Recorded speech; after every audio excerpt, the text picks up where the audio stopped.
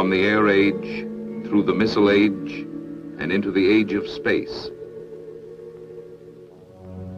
Our space age heritage of knowledge is older than a decade, older than a century, older than a millennium. Our scientific knowledge has evolved through the ages concurrently with the minds of men. Our capacity to learn has expanded in the process. The challenging idea of exploring beyond our planetary boundaries is as old as history, probably as old as humanity itself. Concepts of the universe have changed, just as our knowledge of the Earth itself has changed. Compress the entire history of the Earth into 1 year.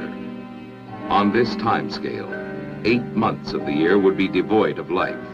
During the succeeding 2 months, simple bacteria would come into existence. Mammals would not appear until the 2nd week in December. Man would walk into the scene at 11:45 p.m. on December 31st. Recorded history would account for but the final ticks of the clock. Man's aerospace achievements, little more than the flicker of an eyelash. Hic deficit orbis. Here ends the world. So said an ancient map inscribed at the Pillars of Hercules. The two-dimensional world of early history was narrow, because man's knowledge of his environment was narrow. Ptolemy, for 1,000 years considered to be the greatest authority on astronomy, placed the Earth at the center of the universe. Copernicus, in 1543, advanced the idea that the sun was at the center of the planetary orbits, identified the Earth as one of these planets. Kepler, in the 17th century, described his 3 great laws of planetary motion, setting a pattern for the study of the solar system. Galileo, 17th century inventor of the telescope, who opened a new window to the skies with a device that could look at both sides of the present, using the antique light from distant stars to chart future voyages into space. Newton, who said of his 3rd law of motion, "This is the principle that will enable mankind in later centuries to undertake flights to the stars." Montgolfier, 2 brothers, sons of a papermaker from the little French town of Annonay, in 1783 achieved by balloon what the Wright brothers, the bicycle makers from Dayton, Ohio, did in 1903 in a strange new device called an aeroplane. And Goddard, who in 1926 launched a liquid-fueled rocket, and in 1935 sent a rocket 7,500 feet into the sky.